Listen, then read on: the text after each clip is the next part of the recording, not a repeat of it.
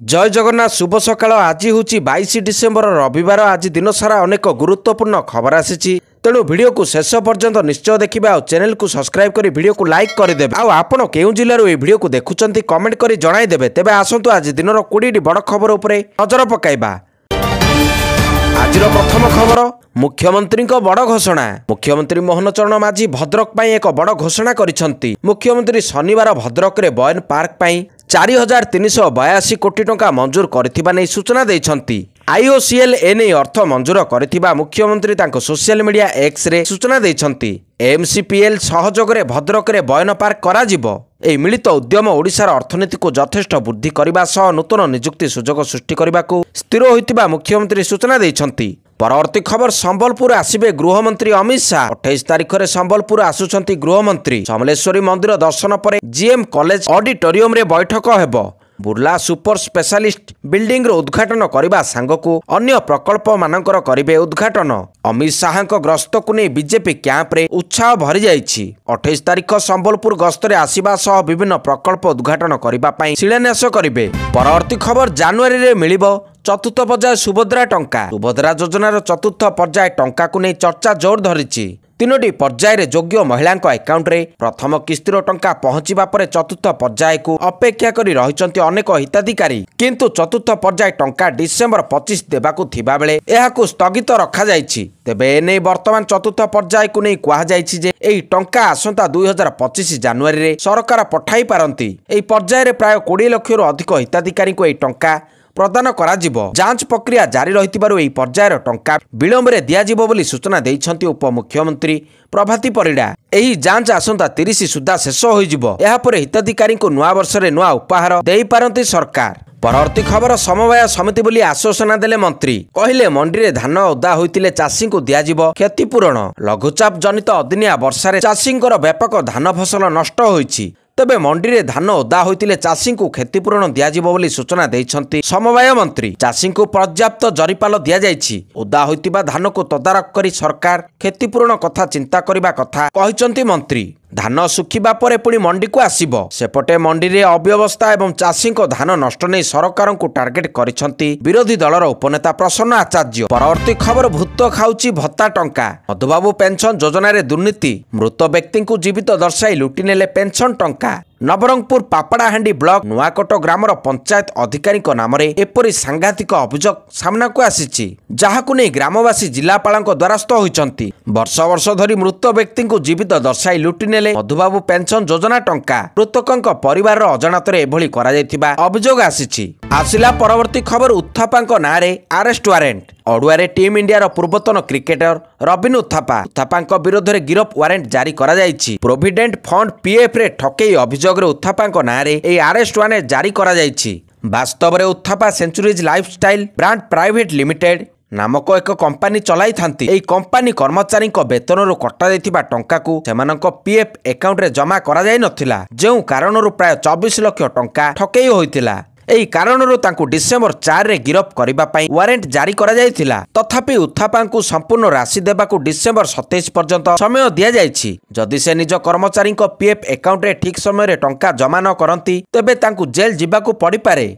परवर्ती खबर, आक्रमण रे 16 जवान मृत। पाकिस्तान रो खैबर पाख्तूनख्वा ठारे एक बड़ धरणर आक्रमण होइछि। एही आक्रमण रे 16 जवान को मृत्यु होइतिबा बेले 8 जन आहत होइतिबा जणा पड़िछि। सुरक्षा बाहिनी एही अंचल को कड़न करी सर्च ऑपरेशन जारी रखिचंती। वास्तव रे दक्षिण वाजिस्तान रो माकिनर लिटासर अंचल पाकिस्तान रो सुरक्षा पोस्ट रे आक्रमण होइतिला। आतंकवादी आक्रमण करिथिबा आशंका करा जाइछि। परवर्ती खबर, दलित छात्र छात्री को मिलिबो आंबेडकर स्कॉलरशिप। दिल्ली विधानसभा निर्वाचन पूर्व आम आदमी पार्टी जातीय संयोजक अरविंद केजरीवाल एक बड़ पदक्षेप नेइछंती। एक सांबादिक सम्मेलन रे से दिल्लीर दलित छात्र छात्री डॉक्टर आंबेडकर स्कॉलरशिप घोषणा करिसंती। एही समय केजरीवाल भारतीय जनता पार्टी एवं केंद्र सरकार को टार्गेट करथिले। से कहिसंती जे 3 दिन पूर्व गृहमंत्री अमित शाह बाबा साहेब आंबेडकर को प्रयास करथिले। आमे एहाकू निंदा करुछु, किंतु एहार जवाब रे मु बाबा साहेब को सम्मान अर्थ एक बड़ घोषणा करुछि। आज मु चाहूछि जे दलित संप्रदायर कौनसी पिला अर्थ अभाव उच्च शिक्षा वंचित न रुहंतु। परवर्ती खबर, आज हेबो नै पथ उत्सव। आज हेबाकू थिबा पथ उत्सव को नै बड़ सूचना दैछि बीएमसी।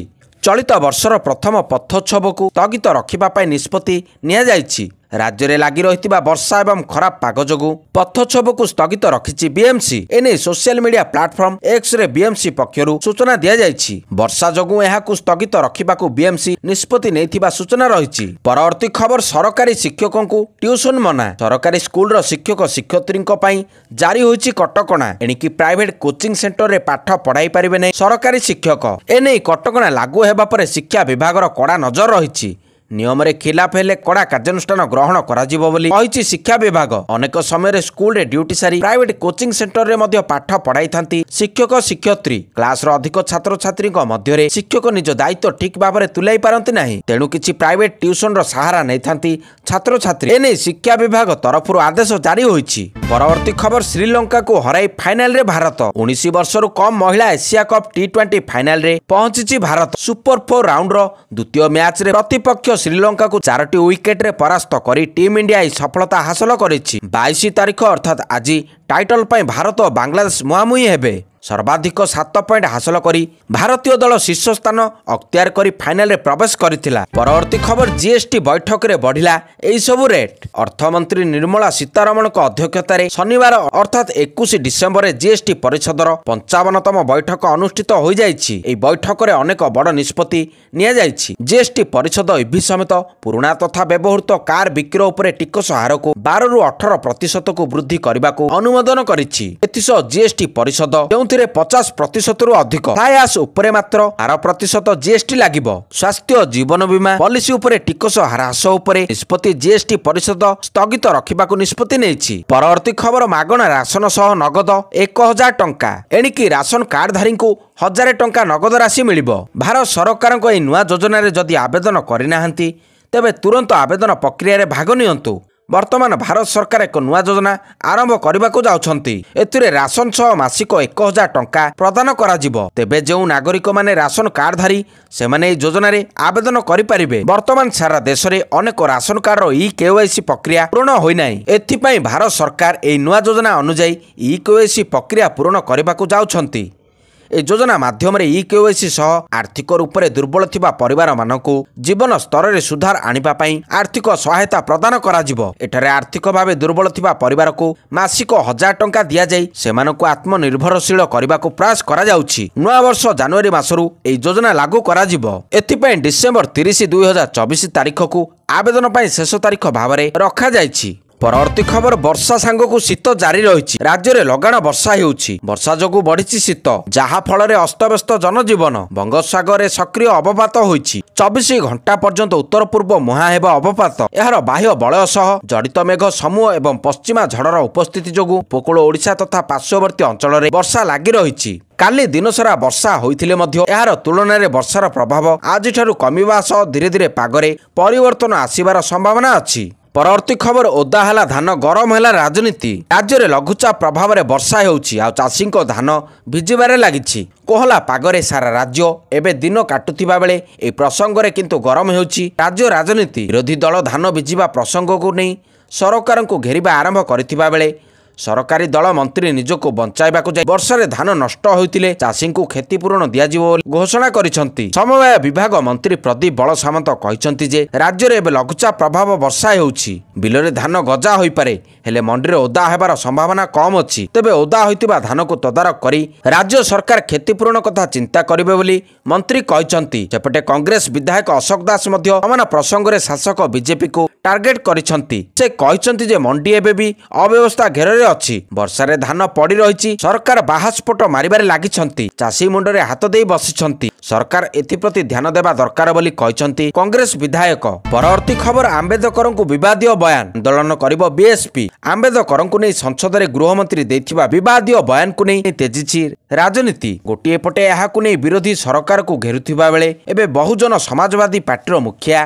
तथा उत्तर प्रदेश पूर्वतन मुख्यमंत्री मायावती सारा देश में एहाकु नहीं आंदोलन करिबार निष्पत्ति नेछंती। मायावती एक बयान जारी करी कहिसंती जे देशर दलित वंचित अन्य उपेक्षित श्रेणीर लोकमानक हक पई संविधान रचना करथिबा बाबा साहेब आंबेडकर भगवान भली परम पूजनीय। अमित शाह तांको प्रति देथिबा बयान ଅନେକ ଲୋକଙ୍କ ମନରେ କଷ୍ଟ ଦେଇଛି। ଏଭଳି ମହାପୁରୁଷଙ୍କୁ ନେଇ ସଂସଦରେ କୁହାଯାଇଥିବା ଶବ୍ଦ ଦେଶର ସବୁ ବର୍ଗର ସମାଜକୁ କଷ୍ଟ ଦେଇଛି ବୋଲି ମାୟାବତୀ କହିଛନ୍ତି। ଏଥିପାଇଁ ସେ ଏହି କଥାକୁ ଫେରାଇ ନେବାକୁ ଦାବି କରିଛନ୍ତି। ନଚେତ୍ ସାରା ଦେଶରେ ବିଏମ୍ସି ତରଫରୁ ଆନ୍ଦୋଳନ କରାଯିବ ବୋଲି ମାୟାବତୀ ଚେତାଇ ଦେଇଛନ୍ତି। ପରବର୍ତ୍ତୀ ଖବର, ଜବତ ହେଲା 40 ଲକ୍ଷ ଟଙ୍କାର ବ୍ରାଉନ୍ ସୁଗର, କାର୍ ସହ 3 ଜଣ ଅଟକ। ପିପିଲିରୁ ରାଉରକେଲା ଲମ୍ବିଛି ଧଳା ଜହର କାରବାର। ପିପିଲିରୁ ଜବତ ହେଲା 40 ଲକ୍ଷ ଟଙ୍କାର ବ୍ରାଉନ୍ ସୁଗର, 3 ଅଟକ ସମେତ ଏକ କାରକୁ ଜବତ କରିଛି ପୋଲିସ। ବାଲେଶ୍ୱରରୁ ଏହି ବ୍ରାଉନ୍ ସୁଗର ଆସୁଥିବା ବେଳେ ଅଟକ ଥିବା 2 ଜଣ ଯୁବକ ରାଉରକେଲାର ବୋଲି ସୂଚନା ମିଳିଛି। ଗୋଇନ୍ଦା ସୂତ୍ରରୁ ଖବର ପାଇବା ପରେ ପୁରୀ ଅବକାରୀ ବିଭାଗ ଚଢ଼ାଉ କରିଥିଲା। ପରବର୍ତ୍ତୀ ଖବର, ରୁଷରେ 9/11 ପରି ଆକ୍ରମଣ। ରୁଷ ଉପରେ ୟୁକ୍ରେନର ବଡ଼ ଧରଣର ଆକ୍ରମଣ। କାଜାନରେ 9/11 ପରି ଆକ୍ରମଣ ହୋଇଛି। ବିଲ୍ଡିଂରେ ଡ୍ରୋନ୍ ଆକ୍ରମଣ କଲା ୟୁକ୍ରେନ। ଆକ୍ରମଣରେ ଥରି ଉଠିଲା ବହୁତଳ ବିଲ୍ଡିଂ। 3ଟି ବହୁତଳ କୋଠାକୁ ୟୁକ୍ରେନ ଟାର୍ଗେଟ କରିଛି। ବିଲ୍ଡିଂରୁ ଲୋକଙ୍କୁ ଉଦ୍ଧାର ପାଇଁ ପ୍ରୟାସ ଜାରି ରହିଛି। ଡ୍ରୋନ୍ ଦ୍ୱାରା ଆକ୍ରମଣ କରାଯାଇଥିବା ନେଇ ସୂଚନା ଦେଇଛି ମସ୍କୋ ମିଡିଆ। ପରବର୍ତ୍ତୀ ଖବର, ଆରମ୍ଭ ହେଲା ଜିଏସ୍ଟି କାଉନସିଲ ବୈଠକ। ଇଲେକ୍ଟ୍ରିକ ଯାନ ହୋଇପାରେ ମହଙ୍ଗା। ଅର୍ଥମନ୍ତ୍ରୀ ନିର୍ମଳା ସୀତାରମଣଙ୍କ ଅଧ୍ୟକ୍ଷତାରେ ବୈଠକ ବସିଛି। ବୈଠକରେ ସବୁ ରାଜ୍ୟର ଅର୍ଥମନ୍ତ୍ରୀ ସାମିଲ ହୋଇଛନ୍ତି।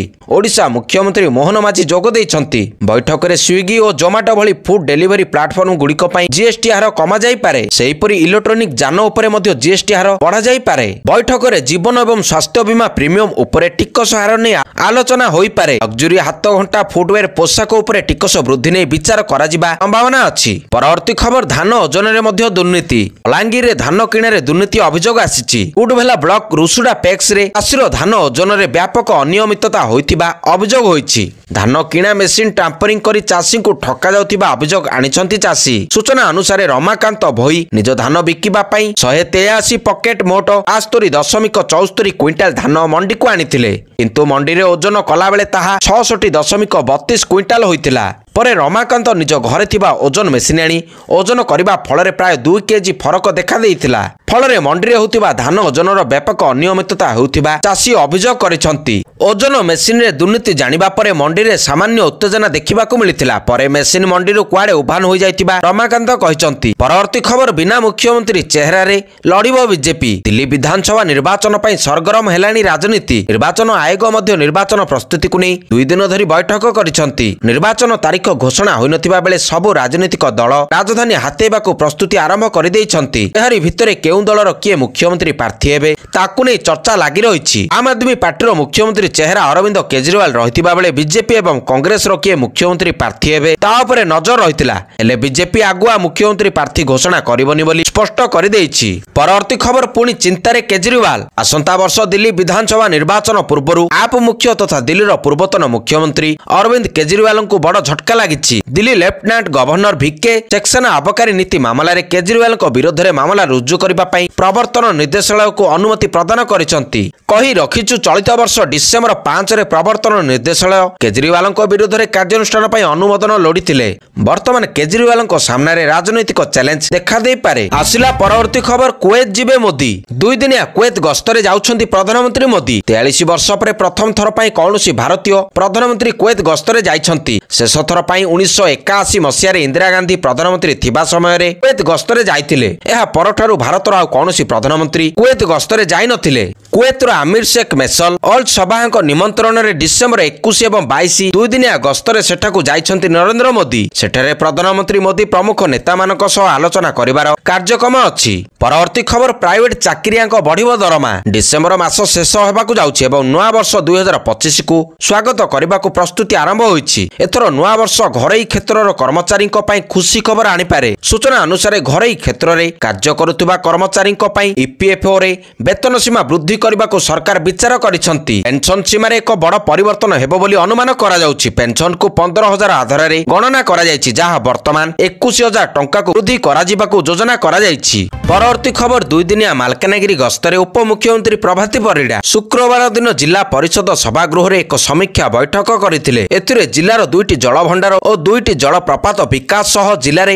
ଇକୋ ରିଟ୍ରିଟ୍ କରିବାକୁ ନିଷ୍ପତ୍ତି ଗ୍ରହଣ କରାଯାଇଛି। ଜିଲ୍ଲାର ସମସ୍ତ ଅଙ୍ଗନବାଡି କେନ୍ଦ୍ରରେ ନିଜସ୍ୱ ଗୃହ ନିର୍ମାଣ କରିବା ଉପରେ ଗୁରୁତ୍ୱାରୋପ କରାଯାଇଥିଲା। ଯେଉଁ हिताधिकारी सुभद्रा योजना नाकच होईची सेमानक तालिका को जांच करने को उपमुख्यमंत्री निर्देश देइछंती। जिले में 60,000 लक्षपति दीदी सृष्टि पाई लक्ष्य धार्य कराजिबो बोली कहिसंती उपमुख्यमंत्री। एहासह पर्यटन स्थलीर विकास पाई पर्यटन विभाग स्वतंत्र टीम मालकानगिरी जिला गस्त करी जिलापालक सह डीपीआर प्रस्तुत करिबे बोली उपमुख्यमंत्री सूचना देइछंती। परवर्ती खबर चाषी को मिलिबो स्वतंत्र आईडी नंबर। राज्य सरकार समस्त जिलापाल को चाषी पंजिका प्रस्तुति निमंते जनवरी 1 प्रति पंचायत रे शिविर आयोजन करने को निर्देश देइछंती। प्रत्येक चाषी को 14 टिकिया नंबर विशिष्ट स्वतंत्र आईडी नंबर और कार्ड मिलिबो। केंद्र और राज्य सरकार द्वारा कार्यकारी होतिबा पीएम किसान प्रधानमंत्री फसल बीमा सीएम किसान फसल ऋण अन्य समस्त कृषि सब्सिडी को पारदर्शितार सह प्रदान निमंते एही डिजिटल डाटाबेस प्रस्तुत हेउतिबा जणा पड़िछि। राज्य कृषि निर्देशक समस्त जिलापाल को एही डाटाबेस प्रस्तुति निमंते एक्शन प्लान और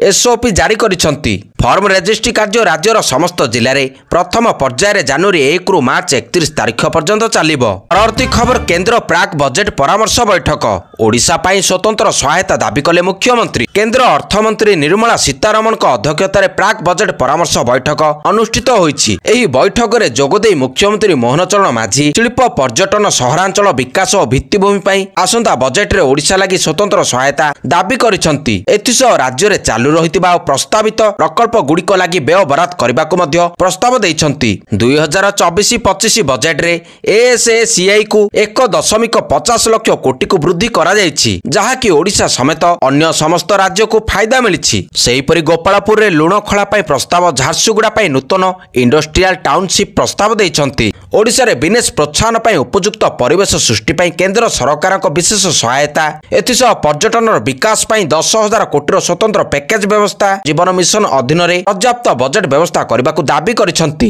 एस्पिरेशनल ब्लॉक प्रोग्राम रे पूर्व अनुमोदित 29 ब्लॉक छड़ा मयूरभंज और केन्दुझर जिलार 11 अतिरिक्त ब्लॉक को सामिल करने प्रस्ताव देइछंती मुख्यमंत्री मोहन चरण माझी। परवर्ती खबर पुणी अशांत हला एमकेसीजी कैंपस।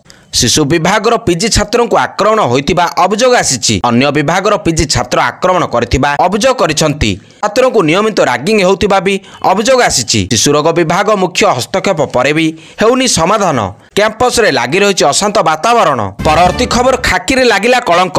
जणे नर्स को विवाह प्रतिश्रुति दे शारीरिक संपर्क स्थापन पर प्रतारणा करथिबा अभियोग रे नुआपड़ा पुलिस शुक्रवार जणे कनेस्टेबल को गिरफ्त करिछि। गिरफ्त अभियुक्त हेले जोंको थाना रे कार्यरत कनेस्टेबल धनंजय सुना। विवाह प्रतिश्रुति दे से शारीरिक संपर्क स्थापन करथिले। तेबे धनंजय को विवाह अन्यत्र स्थिर होइतिबा जानिबा परे पीड़िता युवती नुआपड़ा थानार द्वारस्थ होई बलात्कार अभियोग आनिथिले। पुलिस तदंत करी धनंजय को गिरफ्त करी कोर्ट चालाण करिछि। परवर्ती खबर विरोधी दल नेता नवीन को उपरे सौम्य पट्टनायक कड़ा टिप्पणी। पहिले ओडिशावासी नवीन को एते भल पाइबा देले सेही भाषा शिखि पारिले नाही। मु बीजेडी रे थिली बोली निजको निजे लज्जित और धिक्कार करूछि बोली सौम्य टिप्पणी रखिछंती। परवर्ती खबर महानदी पाई ट्रिपल इंजिन तत्पर। महानदी विवाद को नहीं छत्तीसगढ़ जलसंपद मंत्री प्रतिक्रिया। कहले दुई राज्य मध्य थिबा विवाद तुटाइबाकु ट्रिब्यूनाल गठन होईछि। एई ट्रिपल इंजिन सरकार थिबारु समाधान पाई तत्पर। आजिर शेष खबर अरबी भाषा रे पुराण ग्रंथ। वर्तमान 2 दिनिया कुवैत गस्तरे अछंती प्रधानमंत्री मोदी। ठारे पहुंची से 2 जण प्रख्यात व्यक्तित्व अब्दुल्ला अल बौरान एवं अब्दुल लतीफ अल नेसेफे को भेटिछंती। भारतर पौराणिक कहानी तथा इतिहासर परिचय रामायण एवं महाभारत को अरबी भाषा रे रचना करितिबा 2 जण प्रकाशक को भेटिछंती प्रधानमंत्री। एथिरे बहु गुरुत्वपूर्ण सांस्कृतिक आलोचना उपरे आलोकपात करा जायछि। दर्शक बंधु यह थिला आज दिनर किछि मुख्य खबर। जदि ये खबर आपण मानकु भल लागि थाए ताहाले वीडियो को बहु मात्रा शेयर करिवे। धन्यवाद।